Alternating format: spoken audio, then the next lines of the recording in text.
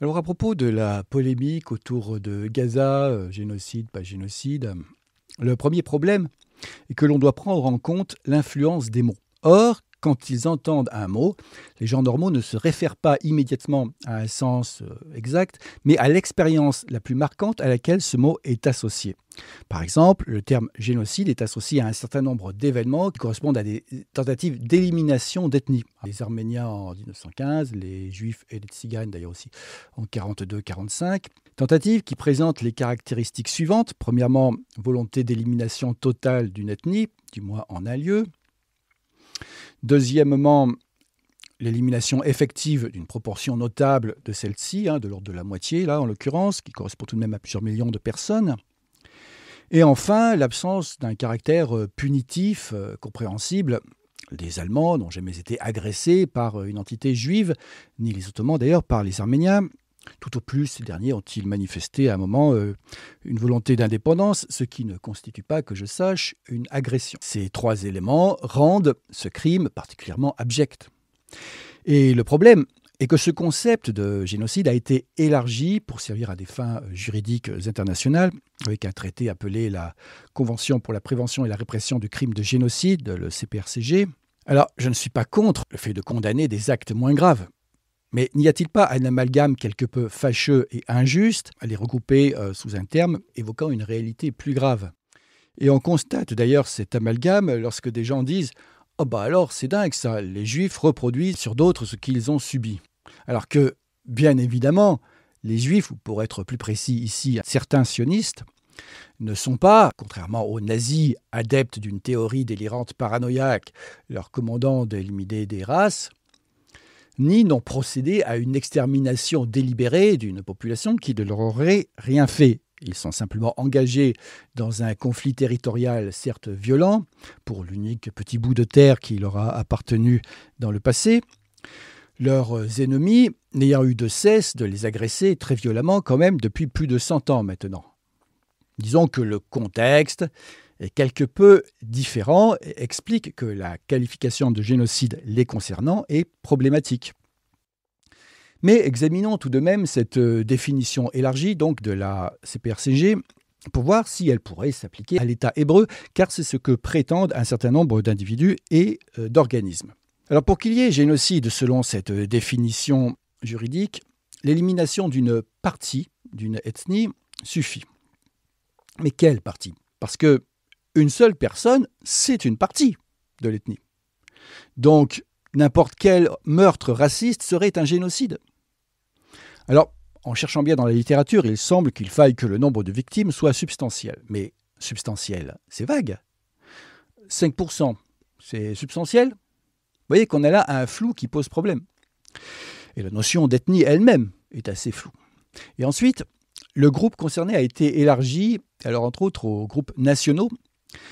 Alors, si on parle d'une nation qui n'est pas universellement reconnue, je ne sais pas moi, l'Abkhazie par exemple, à partir de combien d'États la reconnaissant parlera-t-on d'une nation? Autre flou donc. Les groupes religieux y ont également été intégrés, et pourquoi pas les adeptes d'autres formes d'idéologie d'ailleurs, pourquoi cette protection particulière des religions? Et là encore, il y a du flou. Est-ce qu'une dénomination religieuse à l'intérieur d'une religion, ça compte? Est-ce que ça marche pour n'importe quelle secte qui se déclare religion? Et outre ces flous, il y a aussi, comme déjà mentionné, une diminution de gravité qui n'est pas prise en compte. Car, contrairement à une race ou ethnie, une nation ou religion n'est pas une réalité physique, mais conventionnelle. On peut fort bien convaincre les gens de changer de religion ou de nationalité, ce qui est moins violent que les tuer, tandis qu'on ne peut pas changer de race, de sorte que le meurtre s'impose dans ce dernier cas.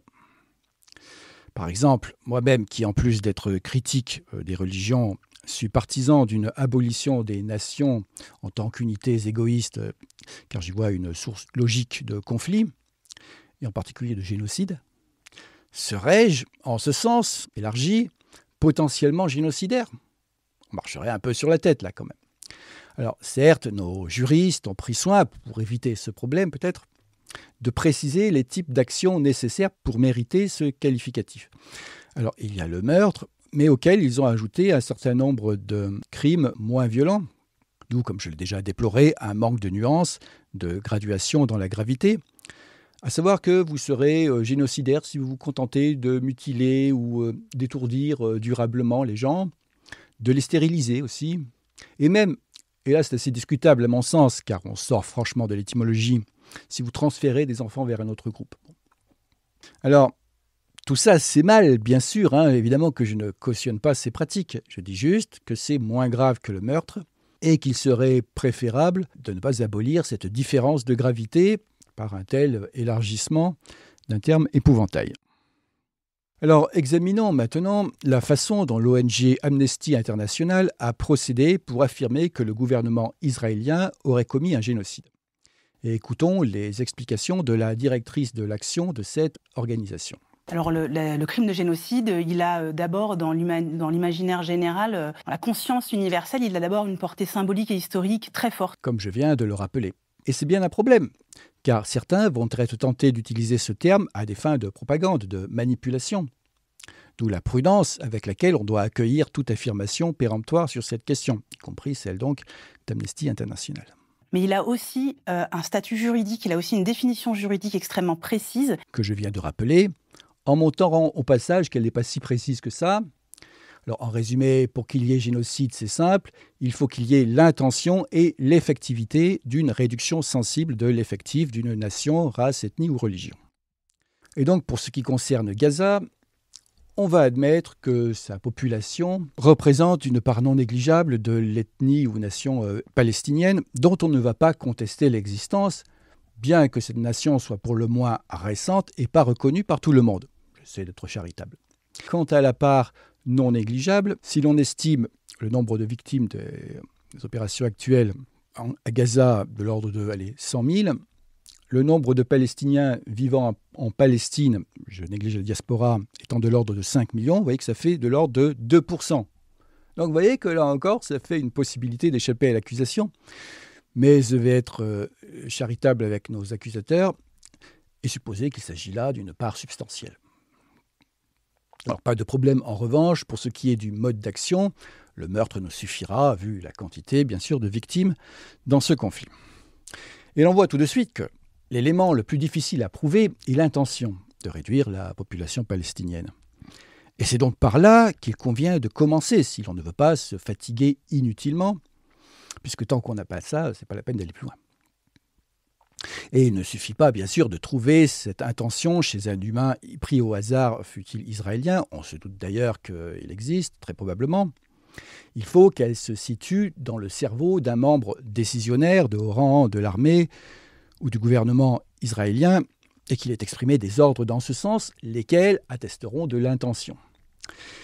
Et de tels ordres doivent bien se trouver quelque part, même si on se doute bien que le gouvernement israélien sera enclin à les dissimuler, s'ils existent. À titre d'exemple, pour le génocide des Arméniens par le gouvernement ottoman, on a trouvé des télégrammes émanant du ministre de l'Intérieur adressés aux autorités locales de la ville d'Alep que je vous lis. Le gouvernement a décidé de détruire tous les Arméniens résidant en Turquie. Top. Il faut mettre fin à leur existence. Top. Aussi criminelles que soient les mesures à prendre. Il ne faut pas tenir compte ni de l'âge ni du sexe. Top. Les scrupules de conscience n'ont pas leur place ici. Stop. Puis, dans un second télégramme, il menace de licencier le personnel qui refuserait d'obéir à cet ordre. Je crois que là, on peut parler de preuves. On ne peut plus limpide. Et il semble donc qu'Amnesty International et quelques autres disposent de telles preuves, de quelque chose dans ce goût-là, peut-être pas aussi limpide et décomplexé, mais tout de même. Parce que sinon, accuser à tort, en confondant par exemple preuves et indices, on est d'accord que c'est d'autant plus grave que le crime est important. Et là, il est important. On a enquêté avec une équipe de chercheurs et chercheuses, d'experts qui ont recueilli plus de 200 témoignages, de témoignages de personnes qui vivent à Gaza, de victimes, de témoins. On se fout du nombre de témoignages. de la part de gens vivant à Gaza, qui concerne sans doute des dégâts commis, tant que n'est pas établie cette intention. Et on a aussi examiné des déclarations d'officiels israéliens. Très bien. Alors, quelles sont donc ces déclarations? On sait qu'il y a au moins 10 000 corps sous les décombres. La plupart de ces décès sont des populations civiles et ces morts-là ont des impacts sur l'ensemble des familles. C'est des familles entières, sur plusieurs générations souvent, qui ont été décimées. Sauf que là, elle passe encore plus de 6 minutes, que je vais vous épargner, à nous apitoyer sur les dégâts, sans doute pour faire durer le suspense. Bon, plus sérieusement, pour que de tels faits, morts, blessés, restrictions, etc., attestent d'un génocide, il faut qu'il n'existe pas d'autres explications de ceci qu'une volonté d'extermination. Or là, il y en a une. La lutte contre un groupe militaire, le Hamas, disséminé parmi la population. De même, les restrictions de nourriture, d'énergie, de fuel s'expliquent par le fait qu'ils ne veulent pas alimenter le Hamas. Ou aussi d'ailleurs comme moyen de pression pour la libération des otages. Auquel cas, là aussi, le but n'est pas de détruire une population pour son appartenance à un groupe protégé. Donc ce long prolégomène n'apporte rien à la question de savoir si c'est un génocide ou pas. Ce qu'on a constaté, c'est la création de conditions qui en fait condamnent la population palestinienne à une mort lente et calculée. Elle sort ça d'où que c'est calculé? On a là clairement une affirmation prématurée. Et le troisième point sur la question de ces conditions de vie, ce sont les déplacements forcés de population. Je rappelle en passant que les déplacements forcés de population ne constituent pas un génocide, même si c'est évidemment un crime. Et pour pouvoir démontrer l'intention, nous on s'est appuyé sur un certain nombre de preuves. Ah, enfin, on y arrive. Enfin, c'est quand même suspect, les gens qui commencent par parler de preuves avant d'avoir exhibé quoi que ce soit ayant cette caractéristique. On a examiné plus d'une centaine de déclarations d'officiels israéliens. Alors là encore, on s'en fout du nombre. Une seule suffit, si c'est une preuve que j'attends donc toujours.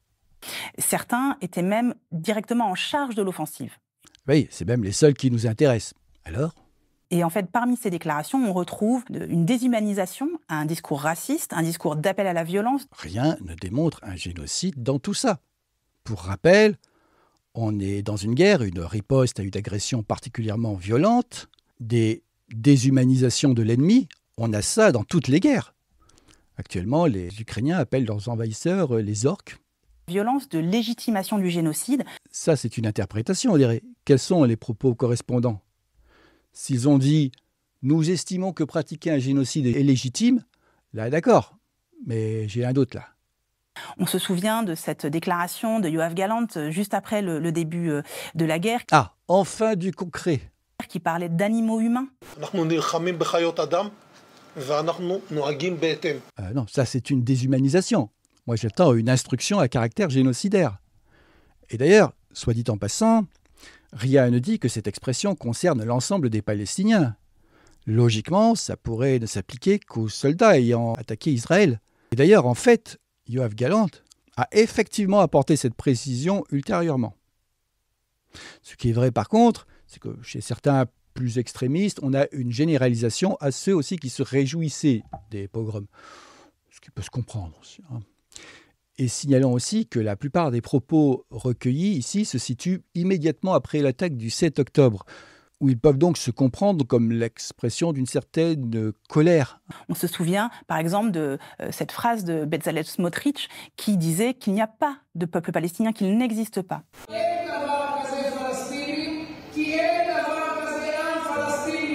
Alors, ça, c'est une thèse bien connue qui ne relève nullement d'une déshumanisation d'individus et qui n'est pas complètement stupide car au départ, avant les années 60, on parlait seulement d'Arabes qui d'ailleurs n'aspiraient pas au début à l'indépendance de la Palestine mais à un rattachement à une grande Syrie.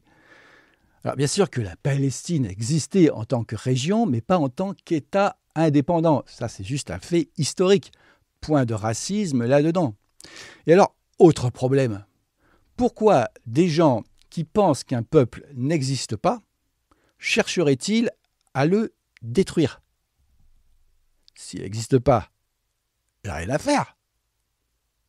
En fait, ces discours-là, ils ont aussi alimenté, d'une certaine manière, la violence et les actes illégaux commis par les soldats israéliens. Alors, admettons, sauf qu'on n'a toujours pas là une preuve de génocide.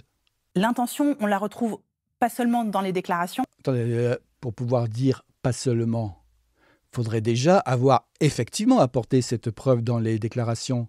Or, moi, je l'attends toujours là.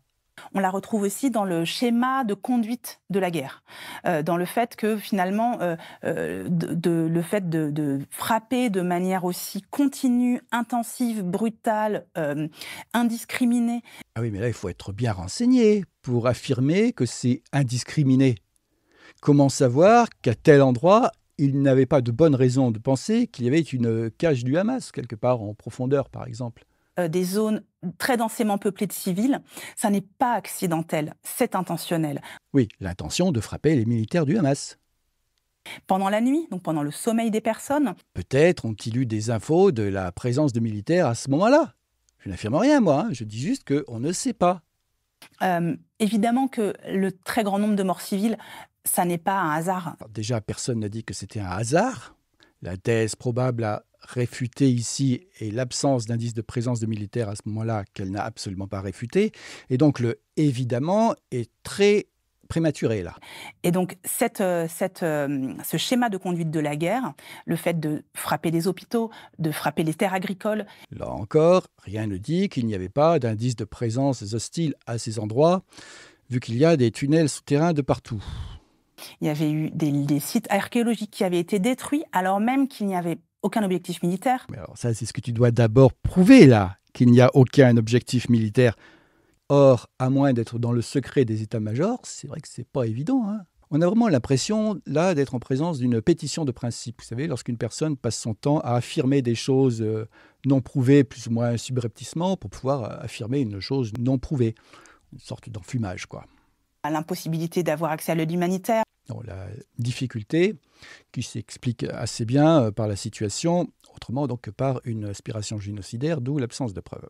C'est vraiment cette intention-là qu'on a pu documenter. Ce que vous avez documenté pour le moment, ce sont des actes, pas des intentions. Donc rien. Rien que de l'esbrouf, des affirmations sans preuve. Comme le confirme la lecture du rapport de 300 pages, qui s'éternise lui aussi sur des dégâts plus ou moins choquants, des déclarations qui n'attestent pas d'un génocide, comme par exemple un message de Netanyahou sur Facebook datant de 2015, oui, ils sont allés chercher loin, qui incite ses électeurs potentiels à aller voter en disant que les Arabes israéliens, eux, iraient voter en masse et constituer une menace pour la sécurité.